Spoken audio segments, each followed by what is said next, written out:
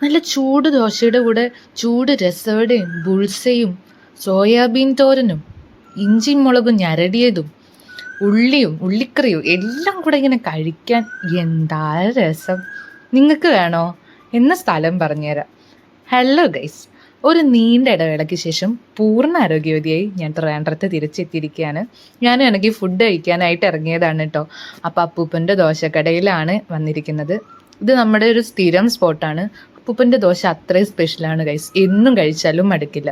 നിങ്ങൾ ഒരു തവണയെങ്കിലും ഇതൊന്ന് ട്രൈ ചെയ്ത് നോക്കണം. ഇവിടുത്തെ സ്പെഷ്യാലിറ്റി എന്താണെന്ന് വെച്ചാൽ ദോശയുടെ കൂടെ 5 തരം കറികളുണ്ടായിരിക്കും. കറികളെല്ലാം ഫ്രീ ആണ്. ദോശേൻ്റെ കൂടെ ചമ്മന്തി, ഉള്ളി മുളക് ഞരടിയത്, മുളക് കറി, ഇഞ്ചിക്കറി, പിന്നെ ഏറ്റവും സ്പെഷ്യലായിട്ട് സോയാബീൻ തോരൻ, ക്യാബേജ് തോരൻ, അവിയൽ, ഇതിലേതെങ്കിലും ഒരെണ്ണം കൂടെ ഉണ്ടായിരിക്കും. ഇന്നിപ്പോൾ സോയാബീൻ തോരനാണുള്ളത്. എല്ലാം വയറ് നിറച്ച് നമ്മുടെ ഇഷ്ടത്തിനെടുത്ത് കഴിക്കാം.